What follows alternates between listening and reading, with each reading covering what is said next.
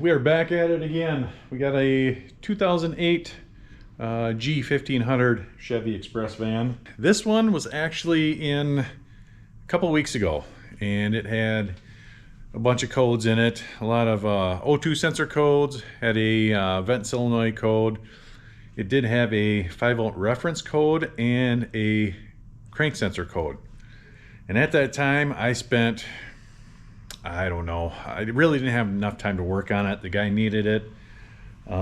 We kind of took a stab at it and put a crank sensor in it without it ever really acting up for me. So now it's back. He says it's doing the same thing. So I just want to show you the codes here. So it's pretty much the same codes as we had in it before. Again, a lot of O2 sensor codes. These are downstream O2 sensors. Got a vent solenoid, brake switch. These are the codes right here. 5-volt reference 2 circuit. We got a knock sensor code. We got a crank position sensor performance. So originally when I looked at this, again, I never got it to act up. So we just kind of took a risk, and you know, it was coming up with a reduced power message on it, and he said it ran like crap. Sometimes it wouldn't even start.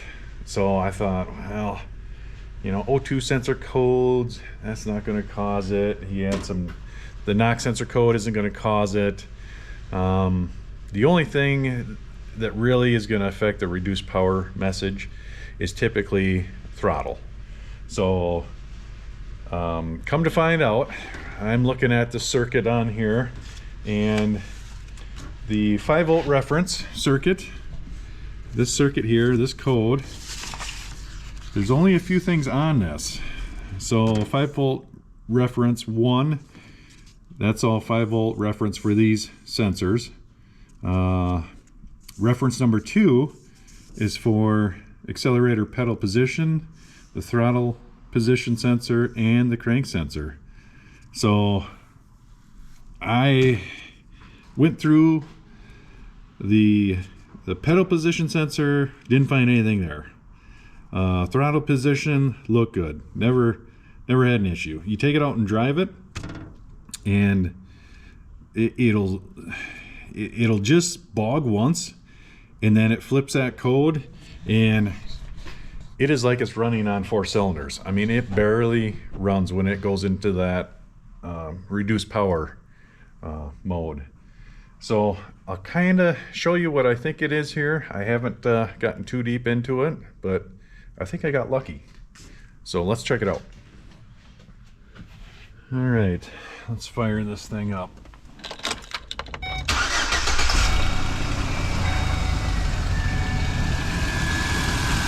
Get a light on here.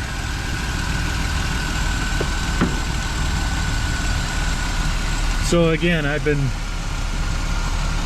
checking all my position sensors here. I've tested for 5-volt reference, even on the crank sensor. The crank sensor looked good. Couldn't find an issue with it. You take it out and drive it, and then all of a sudden it starts freaking out. So let me kind of show you what I think is going on here. So we got this cowling back, and I'm looking in here, and I'm looking right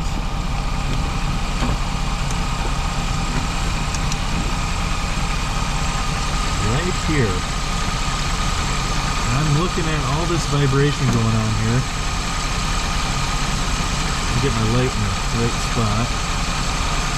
So I don't know if you can see that, but like right here, look at all the rust up here, and then that nice shiny spot right there.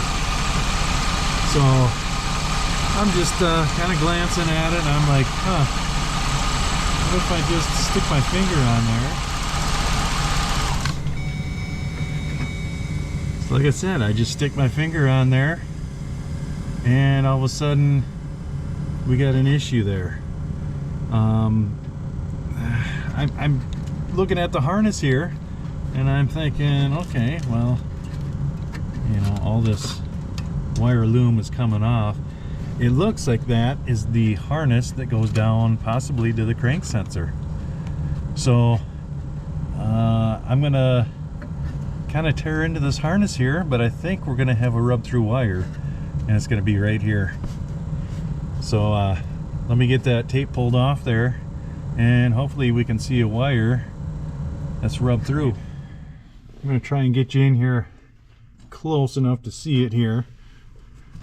I got all our tape pulled back. You can see this wire right here, right about there. She is wore through, chafed through, I should say.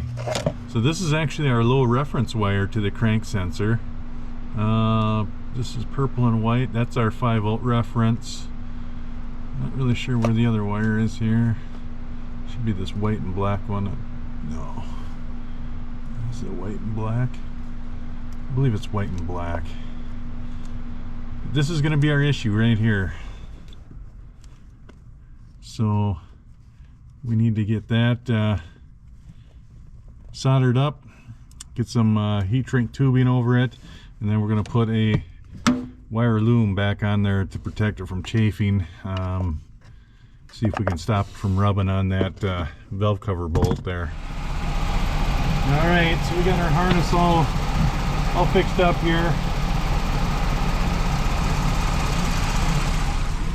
I would have showed you guys that, but my fat head in there and this camera wasn't going to fit. So I did solder that up, heat shrink on it, and then that you saw that wire loom on there. So now I'm going to put the engine cover back on it and take it for a drive.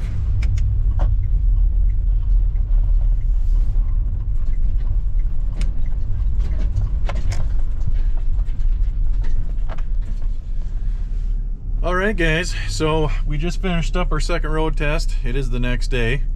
So we got about a half hour worth of drive time, probably 15 minutes yesterday, 15 minutes today. I think we're good on this repair. So sometimes it's better to be lucky than good. In this case, the codes kind of told us what direction we needed to look in, and just the visual inspection, thank God, it was pretty noticeable. So this is going to take care of this video. Thanks again for watching, and if you like these videos, please consider liking and subscribing. We'll see you on the next one.